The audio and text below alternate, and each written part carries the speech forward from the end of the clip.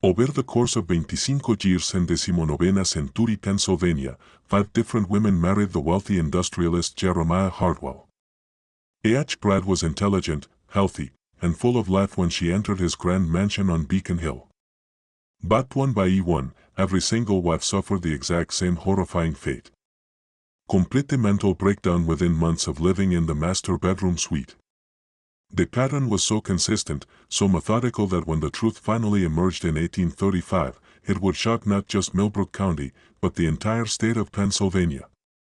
What authorities discovered wasn't coincidence or family curse, but something far more sinister. A deliberate conspiracy that had been destroying women's minds for decades. Tonight, we uncover the terrifying truth about what really happened in that mansion and how one man systematically drove 5 wives to madness using methods so calculated that even today they chill the blood. Before we continue with the story of Jeremiah Hartwell and his tragic wives, make sure to subscribe to our channel and let us know in the comments what state you're listening from. You might be surprised how close these dark events happened to your own home. The events that would shock Pennsylvania began in the prosperous town of Millbrook, nestled in the Coleridge Valley southwest of Pittsburgh. By 1820, the Industrial Revolution had transformed this once quiet farming community into a bustling center of commerce with smoke-belching factories lining the Monona River and newly wealthy families building grand mansions on the surrounding hills. Jeremiah Hartwell arrived in Millbrook in 1821. An ambitious young man of 25 with a keen eye for opportunity. Unlike many industrialists of his era who inherited their wealth, Hartwell had clawed his way up from modest beginnings in rural Ohio. His father had been a blacksmith, and Jeremiah had learned early that success required both intelligence and ruthless determination. Within 5 years of his arrival, Jeremiah Hartwell had founded the Hartwell Iron Works, producing vital railroad components needed for America's westward expansion. By 1828, his grand Hartwell mansion, a 3-story Georgian edifice atop Beacon Hill, was completed, boasting 42 rooms, imported marble, and sprawling manicured gardens.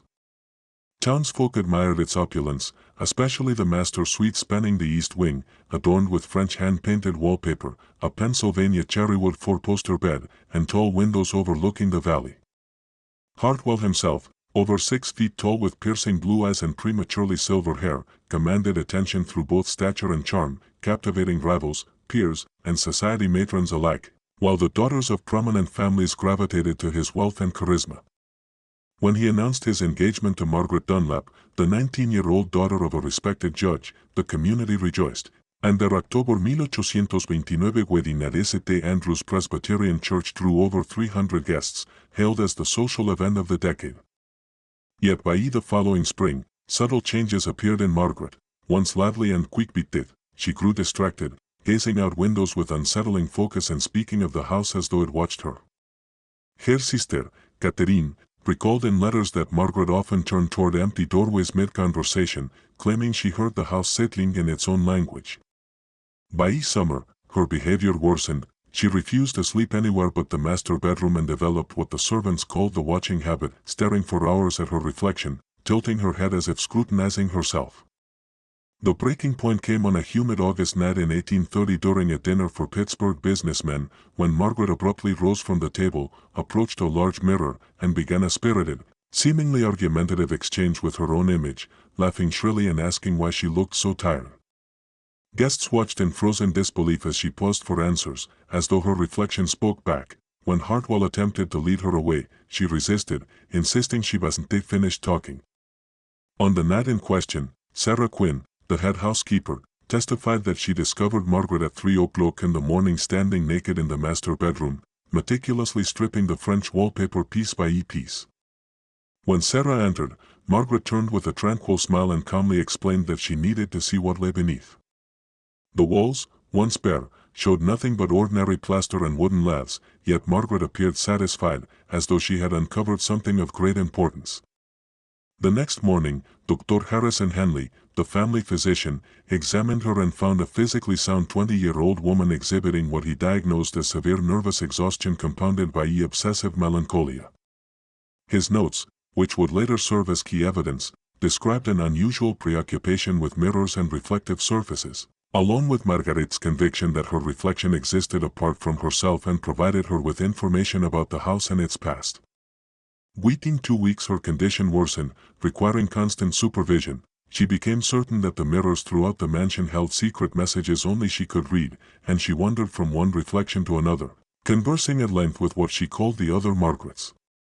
Any attempt to cover the mirrors sent her into violent outbursts, clawing at the coverings until her fingers bled. The breaking point came on September 15, 1830, when she gathered every mirror, polished silver, and reflective surface into the master bedroom, arranging them in an elaborate formation and spending the night in what Sarah Quinn later described as a meeting with her other selves. By morning she no longer recognized anyone, not even her husband, and spoke only to the reflections, insisting they were her true family. After consulting colleagues in Philadelphia, Dr. Henley recommended her commitment to the Pennsylvania Hospital for the Insane. On a gray October morning, with autumn leaves swirling outside the Hartwell home, Margaret was taken away in a closed carriage, calling back to reassure the others that she would return soon. She would spend the next 43 years there, never regaining her reason and endlessly searching for mirrors within her confined quarters. Her committal reverberated through Millbrook's upper circles, reflecting the 1830s complex views on mental illness. While some whispered of inherited madness or moral weakness, many of the town's leading families rallied around her husband Jeremiah, seeing him as a victim of cruel fate. The prevailing medical thought attributed such female maladies to causes ranging from excessive reading to the disturbance of traditional domestic roles. Dr. Inley's official report to the county concluded that Marguerite's breakdown was likely brought on by overstimulation of the nervous system from her sudden rise in social status and increased household responsibilities, a diagnosis that aligned with contemporary beliefs about women's fragility.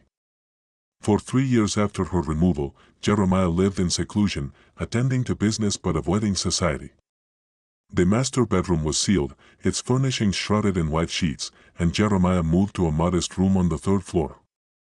With only a reduced staff, servants observed that he spent most evenings in his study, poring over medical texts and corresponding with physicians about his grievous case.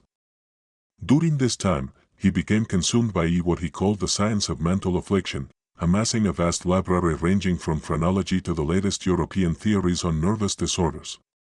His journals, found many years later, revealed a man haunted by his grievous tragedy and relentlessly searching for a rational explanation for her decline.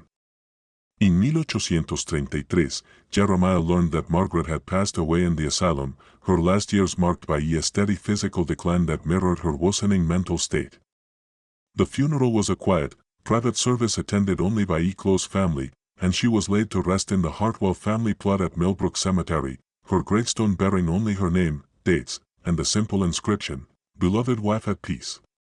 Here death closed a chapter in Jeremiah's life, yet those near him saw subtle but lasting changes.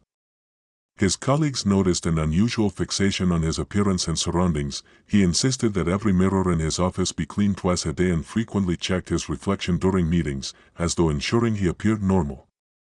Around this time, he began speaking of marriage again, but in terms as calculated as his business dealings, drafting compatibility assessments for potential brides.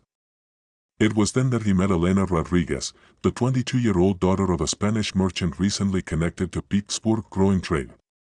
Elena's beauty and intellect captivated him, but her strong mental composure impressed him most. Date engagement in spring 1834 surprised Millbrook society, which had assumed Jeremiah would remain a widower, yet observers noted his renewed charm and confidence, while Elena seemed genuinely delighted at the prospect of managing the grand Beacon Hill mansion.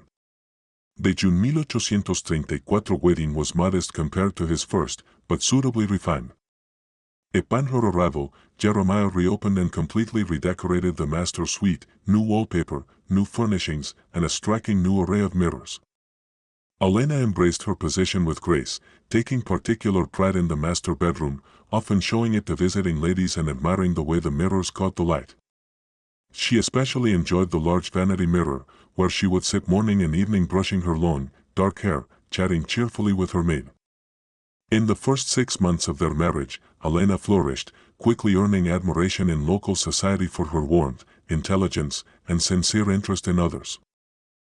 Unlike Margaret, who had been shy and reserved, Helena possessed a natural confidence that made her a perfect hostess for Jeremiah's business gatherings, but by the winter of 1834, those closest to her began noticing subtle changes in her behavior. In February 1835, the first signs of her decline emerged, echoing Margaret's early symptoms, though the household staff had been ordered never to mention the previous Mrs. Hartwell's illness to the new bride. Helena's personal maid, Maria Santos, who had come from her father's home and kept a private diary detailing her mistress' shifts in demeanor, later discovered hidden in the mansion's attic and providing the most complete record of her transformation.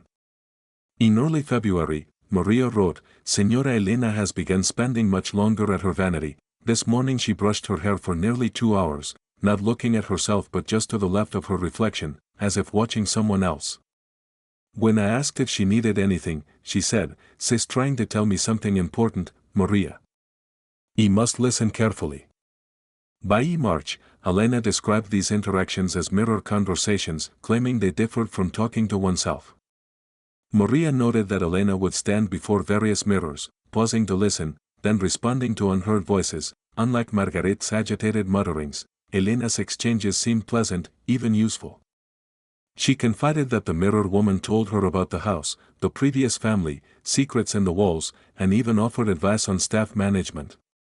Dr. Henley, still the family physician, was discreetly consulted and noted troubling parallels to Margaret's case, though Helena remained rational, articulate, and healthy apart from her fixation on mirrors. In April 1835, Helena told the staff she had learned from the mirror woman that the former Mrs. Hartwell was trapped within the reflective surfaces, warning future wives about the truth hidden behind the walls.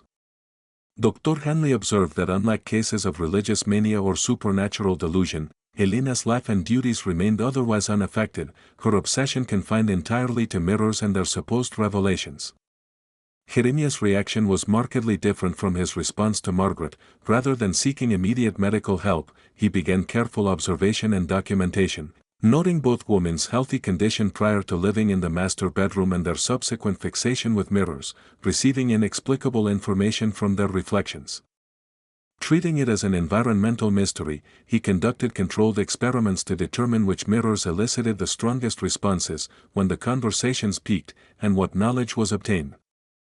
His records revealed a disturbing pattern. Helena's most intense episodes occurred in the master bedroom between sunset and midnight, always involving the same large vanity mirror once favored by Margaret, with conversations following the same structure, Helena asking about the house's history and receiving detailed accounts of former residents, concealed rooms, and secrets that must remain hidden. Most disquieting of all was Helena's assertion that the mirror had unveiled to her the unvarnished truth regarding the fate of the first wife. According to Helena, Margaret had not succumbed to madness as was widely believed. Rather, she had unearthed something so profoundly disturbing about the house, or its master, that she had been deliberately portrayed as deranged, a calculated stratagem to undermine her credibility and suppress her disclosures. "The woman in the mirror says Margaret knew too much," Helena confided to Maria in May of 1835. "That is why she had to be removed, to safeguard a grave and consequential secret." Yet she also insists that Margaret still strives to warn others through the mirrors, for the truth must one day emerge. By midsummer, Helena's peculiar conduct could no longer be concealed from Millbrook society. She had begun to decline invitations to social gatherings unless the host's residence contained mirrors through which she might consult her spectral advisor on appropriate conversational matters. When compelled to attend gatherings devoid of mirrors, she grew visibly agitated and distracted, often excusing herself prematurely to return home for her consultations. Matters reached their zenith in August 1835, when Helena declared to Jeremiah that she had learned something that would irrevocably alter their marriage and his standing in the community. This revelation came on a suffocating August evening, the oppressive heat pressing against the mansion's windows like some sentient force. Jeremiah discovered his wife in the master chamber, seated before the vanity mirror, not engaged in her usual fervent discourse, but utterly motionless, her hands folded in her lap, her gaze fixed upon her reflection with an expression of profound and mournful gravity. "She has revealed to me the truth about this house," Helena intoned without turning away. "About what you have done to the women who lived in this room, Jeremiah. About why Margaret truly lost her mind. As recorded in Jeremiah's journal that night, Helena proceeded to disclose a litany of allegations that left him staggered. She claimed the mirror woman had disclosed concealed corridors within the walls, secret rooms wherein former inhabitants were detained against their will, and evidence of what she termed medical experiments upon unwilling subjects. Jeremiah wrote that Helena had constructed a Baroque fantasy of hidden chambers and illicit operations, insisting that Margaret had stumbled upon proof of these transgressions and that her mental collapse had been deliberately induced to silence her. Most unsettling of all was Helena's insistence that the mirror somehow retained impressions, memories, of these events, accessible only to women who dwelt in the master bedroom for prolonged periods. But her accusations were not limited to nebulous conspiracies. She offered precise descriptions of the mansion's architecture, asserting that the mirror woman had unveiled hidden passages linking the master bedroom to abandoned wings of the estate, as well as intricate surveillance mechanisms embedded in the walls. Most shocking of all, she alleged that Jeremiah had been surreptitiously administering to his wife substances intended to induce hallucinations and cognitive disarray. "The medicine you give me for my headaches," she confronted him, "it is not medicine at all, is it? She has shown me its true effect, how it makes women see phantasms, how it renders them seemingly insane to the outside world." Jeremiah's reaction to these charges was immediate and uncompromising. The following morning, he sought counsel with Dr. Hanley regarding Helena's precipitously declining mental state, underscoring the paranoid delusions and intricate conspiracy theories that had supplanted her once innocuous exchanges with mirrors. Dr. Hanley, already perturbed by the unsettling resemblance to Margaret's earlier affliction, concurred that Helena represented a latent threat both to herself and to others. Mrs. Hartwell, he observed, had developed a systematic delusional framework that mirrored, almost with eerie precision, the previous case. Her unyielding assertions concerning hidden passageways and clandestine activities suggested a decisive rupture from reality, one likely exacerbated by the oppressive solitude and relentless demands of administering a vast household. Without swift intervention, he feared, she might descend into the violent outbursts that had marked the terminal stage of the first Mrs. Hartwell's malady. Yet Helena was far from acquiescing to a quiet consignment into an asylum. Over the ensuing days, she embarked upon what she termed her investigation, methodically scrutinizing the mansion's walls for the concealed corridors described by the spectral mirror woman. Enlisting Maria and other trusted members of the household staff, she marshaled their efforts in searching for loosened panels, resonant hollows, and veiled apertures. Their inquiry yielded unforeseen revelations. Behind the grand wardrobe in the master chamber, Maria discerned a section of wall that, when rapped, emitted a hollow timbre. Pressing upon a narrow, inconspicuous panel, they revealed a constricted passage threading through the interstitial spaces between the walls. Barely sufficient to admit a person, the corridor connected several chambers on the upper floor and featured minute observation ports, pinhole vantage points allowing a concealed watcher to survey the bedrooms unseen. "The mirror woman was correct," Helena declared triumphantly to Maria. "If this portion of her account proves true, then the remainder must also be so." The revelation rippled through the household staff like a shockwave, yet its impact upon Jeremiah was still more profound. His contemporaneous journal entries depict a man grappling to preserve mastery over a situation that now eluded all conventional means of governance. Helena's delusions have precipitated the uncovering of architectural anomalies of which I was wholly ignorant, he recorded. The prior owner offered no disclosure of these passages during the conveyance of the property, and I can only surmise their construction served purposes beyond my comprehension.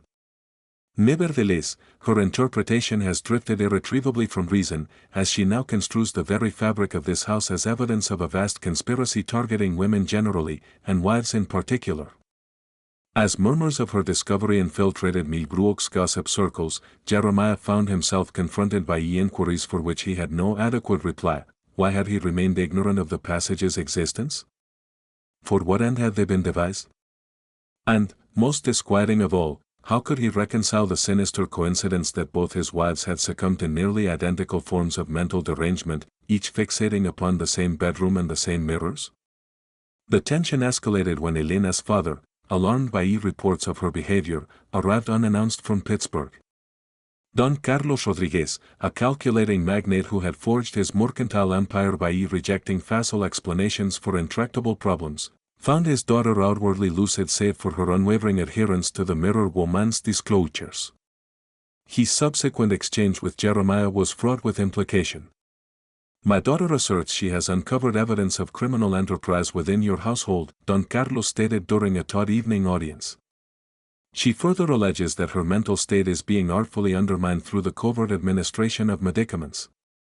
Such charges cannot be summarily dismissed, however questionable the mind from which they originate. Used when the household seemed saturated with unease, the specter of dread deepened within the Hartwell mansion. The confrontation unfolded in the library, a chamber conspicuously devoid of mirrors or reflective surfaces. Elena insisted upon attending, claiming she must consult with her advisor before determining her future. When informed no mirrors were present, she grew restless, demanding that a hand mirror be procured at once. I cannot engage in serious discourse without her counsel, Elena declared. She knows truths about this house and its past that none of you can fathom. She had endeavored to safeguard me with the same vigilance she once extended to Margaret. Don Carlos' reception of his doctor's peculiar assertions diverged sharply from that of prior witnesses. Rather than dismiss Elena's statements as the errant fancies of a disordered mind, he began to pose incisive inquiries concerning the intelligence she claimed to receive from the so-called mirror woman. His methodical questioning unearthed particulars that had eluded Dr. Henley's clinical examinations. Tell me precisely what this mirror woman has disclosed about the mansion's former inhabitants, Don Carlos requested. Elena's reply yielded knowledge that, by any natural means, she could not possibly have acquired: elaborate portraits of the estate's original proprietor, subtle architectural nuances predating Jeremiah's tenure, and, most disquieting, accurate revelations regarding financial dealings and commercial transactions long preceding her arrival in Millbrook. Jeremiah's attempts to dismiss these accounts as mere happenstance or fortuitous conjecture crumbled beneath the steady precision of Elena's disclosures. She recounted business affiliations Jeremiah had never divulged, revealed the substance of his private correspondence with investors, and, most astonishingly, reproduced verbatim exchanges that had transpired within the library years before she had crossed its threshold. The mirror woman perceives all that occurs within these walls, Elena explained. She has observed and listened for years, amassing a vast repository of knowledge concerning every resident and visitor. She is privy to clandestine business arrangements, concealed ledgers, and the true rationale for Jeremiah's acquisition of this particular residence. As Elena's disclosures unfolded, a sinister design began to coalesce, shifting the matter from a medical curiosity to a matter of criminal intrigue. Her intelligence implied that Hartwell Mansion had been deliberately selected for its covert passageways and vantage points, that Jeremiah's prosperity was founded upon intelligence gathered through surreptitious surveillance of his guests and rivals, and, most damning, that his matrimonial unions were calculated stratagems to cloak undertakings demanding the facade of domestic propriety. The evening's deliberations were abruptly disrupted by the arrival of Dr. Henley, summoned by Jeremiah to furnish medical testimony regarding Elena's mental state. Yet the presence of Don Carlos subverted Jeremiah's intention of a straightforward commitment proceeding. What might have been a perfunctory evaluation transformed into a probing interrogation of the circumstances entwining the maladies of both wives.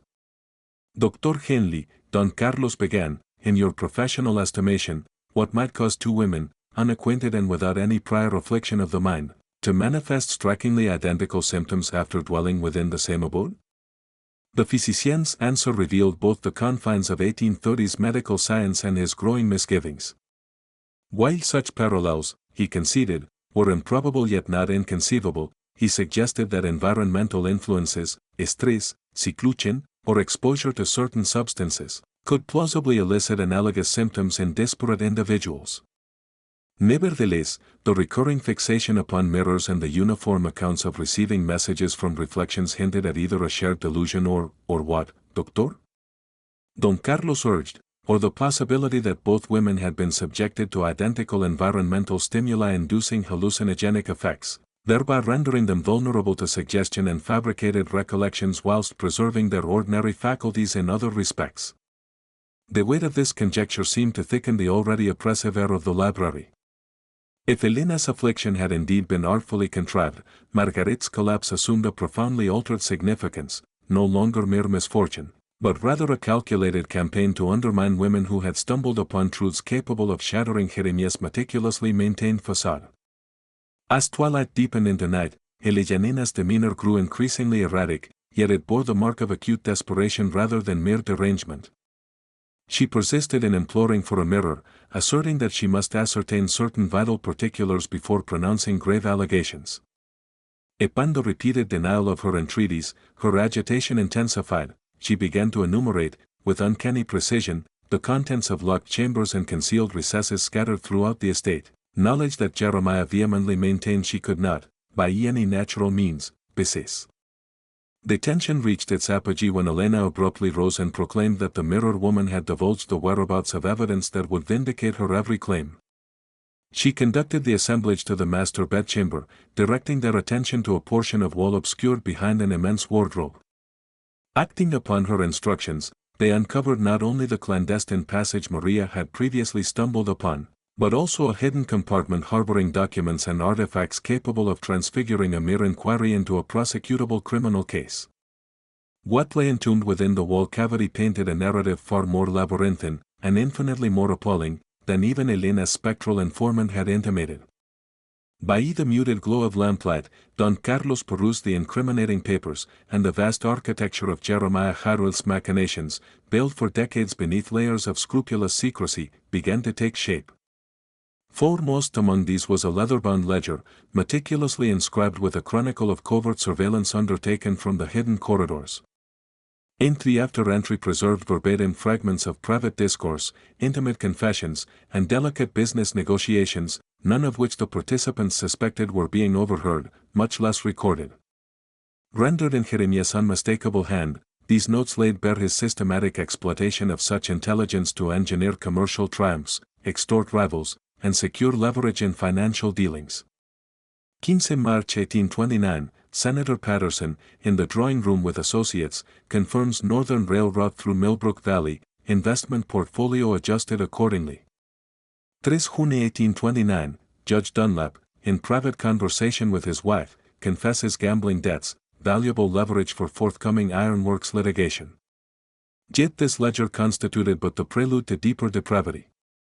Beneath loosened floorboards lay another cache, a sheaf of oilcloth-wrapped correspondence exchanged with Dr. Heinrich Zimmermann, a German physician engaged in what he euphemistically termed experimental treatments for female hysteria at discrete institutions across Pennsylvania. In letters penned in a hybrid of English and German, Zimmermann delineated a calculated regimen intended to cultivate deliberate mental destabilization in women whose existence or influence imperiled the ambitions of their husbands. The treatments comprised meticulously calibrated administrations of assorted substances, among them mercurial compounds, laudanum derivatives, and botanical tinctures, capable of inducing vivid hallucinations and cognitive disorientation, all while preserving the patient's outward physical functionality. The elegance of the regimen, Dr. Zimmermann remarked in one correspondence, lay in its ability to leave the subject sufficiently lucid to pass for normal in casual discourse, yet subtly burdened with targeted fixations and delusional constructs that would render any inconvenient disclosures inherently suspect.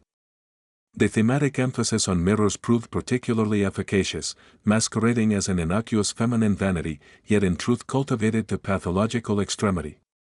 Elena's protestations of being surreptitiously drugged were not the fevered imaginings of paranoia, they were, in fact, precise articulations of a calculated toxicological campaign designed to erode her sanity beneath the facade of an organic psychiatric decline.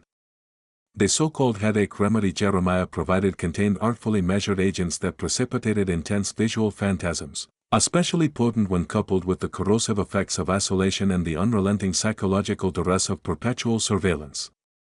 Margaret Hartwell's descent into apparent mental collapse was no tragic accident. She had been purposefully envenomed upon uncovering evidence of Jeremiah's clandestine monitoring. Her escalating erraticism was the direct consequence of narcotics that caused her to perceive grotesque distortions in reflective surfaces, while her earnest attempts to convey her discoveries were summarily dismissed as the incoherent ramblings of a deranged mind. The most chilling revelation emerged from a final cache of documents exposing the full breadth of Jeremiah's machinations. Far from being a mere voyeur dabbling in blackmail from his mansion, He presided over a clandestine intelligence apparatus, exploiting his social stature and mercantile ties to harvest sensitive information for Pennsylvania's political and commercial aristocracy. The mansion's concealed corridors were not idle architectural curiosities but integral conduits within a sophisticated system encompassing covert recording mechanisms, document reproduction facilities, and vaults for compromising dossiers. Jeremiah's marriages were never affairs of the heart but strategic alliances, securing hostesses adept at extracting confidences in genteel settings, their impeccable reputations shielding them from suspicion. When Margaret uncovered proof of these endeavors, Jeremiah weaponized Dr. Zimmerman's experimental protocols to discredit her revelations. When Elena's inquiries followed a similar trajectory, he unhesitatingly replicated the method, trusting the medical fraternity's ignorance of her true afflictions to afford him impunity. Don Carlos' response to these disclosures was both immediate and unyielding. As a seasoned magnate with extensive political reach across western Pennsylvania, he instantly grasped that the documents constituted incontrovertible evidence of a vast criminal conspiracy. Far grave, he perceived the imminent peril to his daughter's life should she remain within Jeremiah's dominion. Elena will depart this house tonight, he declared to Jeremiah, and she will bear these documents with her, to be placed before the proper authorities. Dr. Henley, I presume you intend to reconsider your medical assessment of my daughter's condition in light of this newly uncovered evidence. The physician's measured response laid bare the profound ethical quandary faced by practitioners when confronted with irrefutable proof that their patients have been insidiously poisoned by individuals they had reason to trust.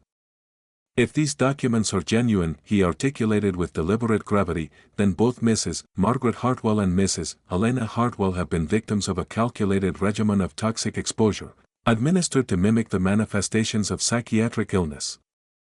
MRS, Elena's health should markedly recover once these pernicious agents are expunged from her system. Jeremiah received this revelation with a disquieting composure, the demeanor of a man who had long contemplated the possibility of disclosure. He declared the documents forgeries, fabricated by Elena during episodes of heightened delusion. The correspondence with the so-called Dr. Zimmerman, he contended, was wholly fictitious, crafted to buttress her paranoid narrative of being poisoned. Regrettably, he asserted, her mental decline has reached such an advanced stage that she is capable of constructing elaborate counterfeit evidence to sustain her hallucinations. Yet Don Carlos, anticipating this line of defense, countered with unshakable resolve. Then you will have no objection to independent chemical analysis of these medicinal vials, he replied, producing the various concoctions Jeremiah had been administering to Elena. And surely you will not oppose the involvement of forensic handwriting experts to determine whether these documents were authored by yourself or another party. The verbal duel might have endured indefinitely had it not been disrupted by an unanticipated voice emanating from the bedroom threshold. Sarah Keene, the senior housekeeper who had faithfully served the Hartwell estate for over a decade, entered with a visage marked by solemn determination. I can remain silent no longer, she declared. I have witnessed the ruin of two virtuous women within these walls, and I will not stand idle while others meet the same fate. Mr. Rodriguez, your daughter speaks the unvarnished truth. I have seen the master administer these so-called medicines, I have seen him traverse the hidden passages to spy upon guests, and I have seen the harrowing effects of his treatments upon the women who have resided in this chamber. Sarah's sworn testimony furnished the decisive corroboration of Elena's accusations. As head housekeeper, she possessed unrestricted access to all quarters of the mansion and had observed Jeremiah's machinations over many years. Crucially, she had borne witness to Margaret's steady mental disintegration and discerned the identical affliction manifesting in Elena. I prepared the drafts Mr. Hartwell dispensed to both his wives, Sarah confessed, her voice quavering under the strain of long-repressed guilt. He told me they were prescribed by Dr. Henley, yet I noted they came in unmarked vessels, delivered through private channels. When I questioned him, he claimed they were avant-garde European remedies unavailable from local apothecaries. Her account laid bare the calculated precision of Jeremiah's scheme. She described how he had incrementally augmented the dosages of these mysterious substances, synchronizing their administration with the wives, prolonged seclusion in the master bedroom. Both women had developed an obsessive fixation with mirrors, an increasing estrangement from society, and a progressive incapacity to discern reality from illusion. The most agonizing aspect, Sarah continued, was watching them plead for help, only to have their words dismissed as the ravings of madness. MRS, Margaret insisted she was being watched through the walls, that her food bore a strange taste, that the mirrors reflected impossible visions. I dismissed it as nervous hysteria, until Mrs. Helena began recounting identical experiences. Dr. Inley's professional standing now teetered perilously as the full magnitude of his inadvertent complicity came to light. The medications he had prescribed for cephalalgia and nervous agitation had been supplanted with Jeremiah's pernicious compounds, administered beneath the veneer of legitimate treatment. His diagnosis of mental disorder had furnished the perfect pretext for prolonged poisoning, enabling Jeremiah to annihilate his wife's credibility while preserving his own facade as a devoted husband enduring domestic tragedy. "I must examine Mrs. Helena without delay," Henley declared, his professional composure fracturing beneath the weight of revelation. "If she has been subjected to chronic intoxication with hallucinogenic agents, there may be physiological markers to substantiate these charges. More urgently, counteractive measures must commence immediately." Even with the tide of evidence turning inexorably against him, Jeremiah Hartwell revealed the same calculating intellect that had served him in commerce and espionage. Eschewing outright denial, he pivoted to a measured concession, an apparent admission crafted to circumscribe his culpability. "You are correct," he stated with unnerving serenity, "that I have been conducting surveillance operations from within this house. The concealed corridors had been constructed by Statis' former proprietor, a gentleman whose commercial pursuits mirrored my own, who deemed them invaluable for discreetly acquiring intelligence on prospective investors and corporate adversaries. Upon acquiring the premises, I retained their use, as these covert channels conferred decisive leverage in the arena of mercantile negotiations."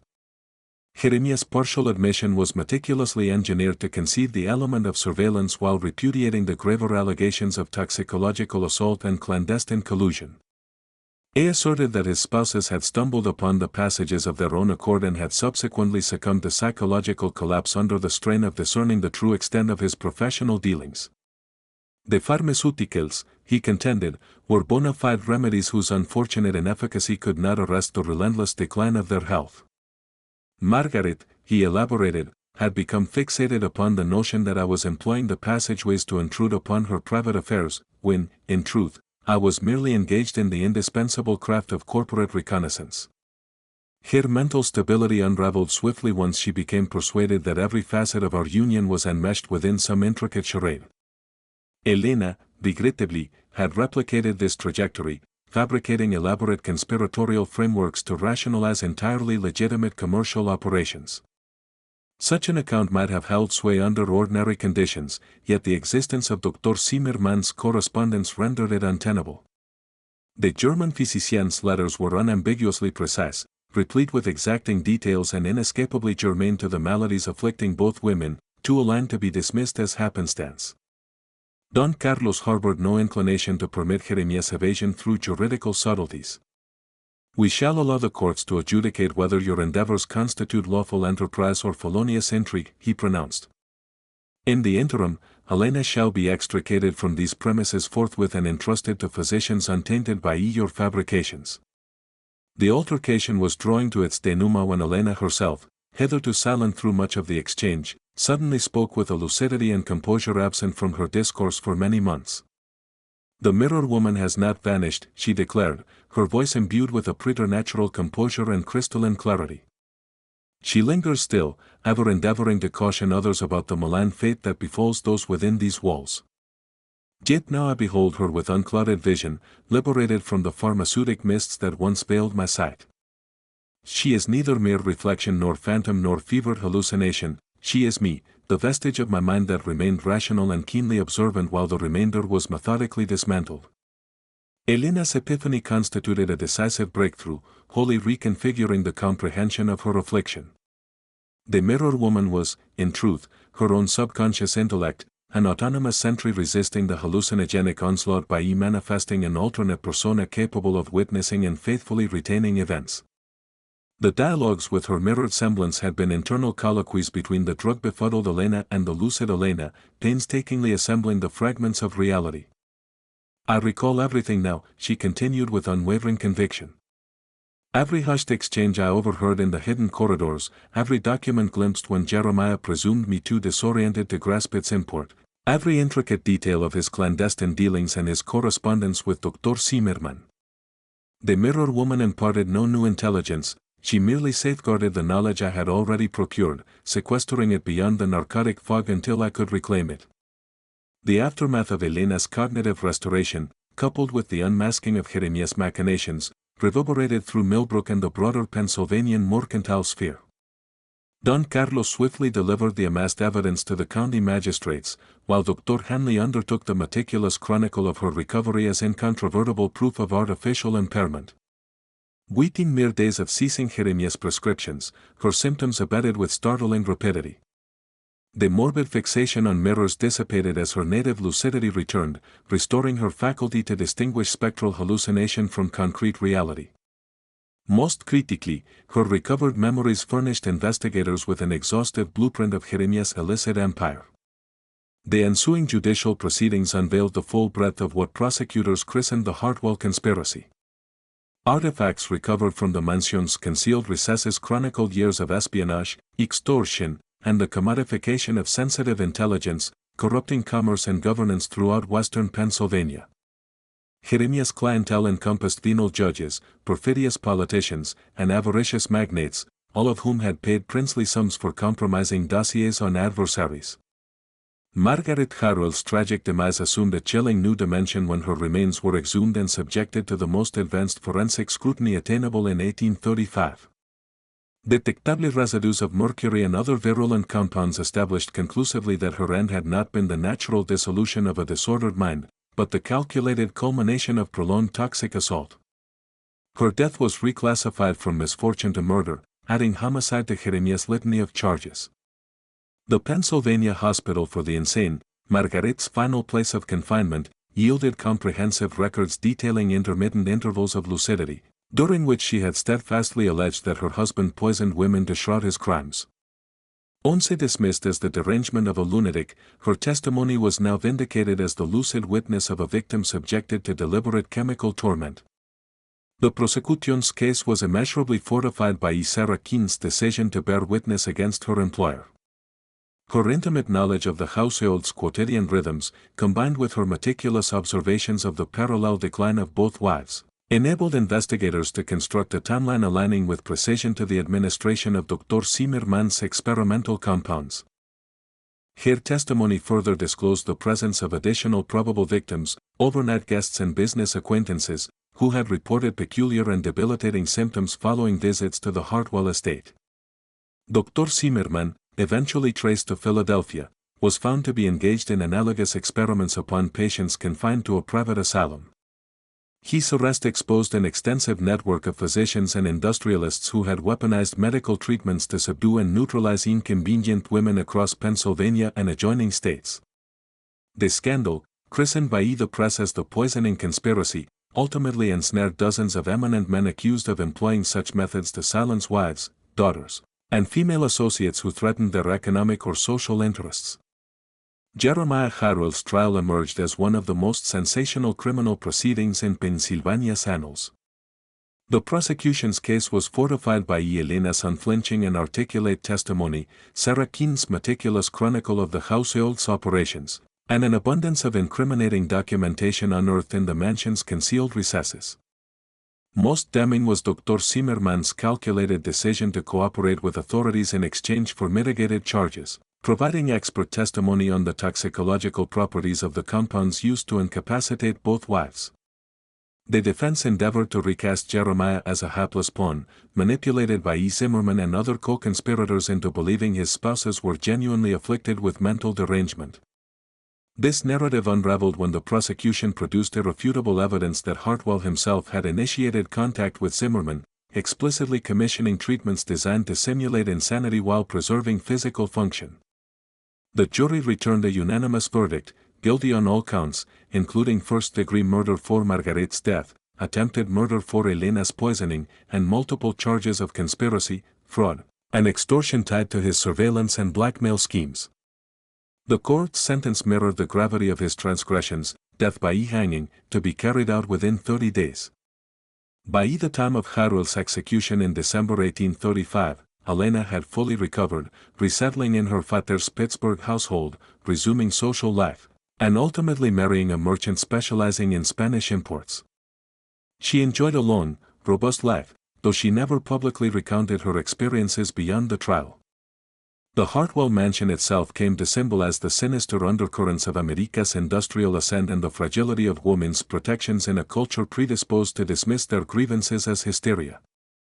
The property, liquidated to settle Hartwell's debts, was transformed into a boarding house for railroad laborers, its secret passages sealed, mirrors dismantled, and the master bedroom partitioned to erase the room's morbid associations.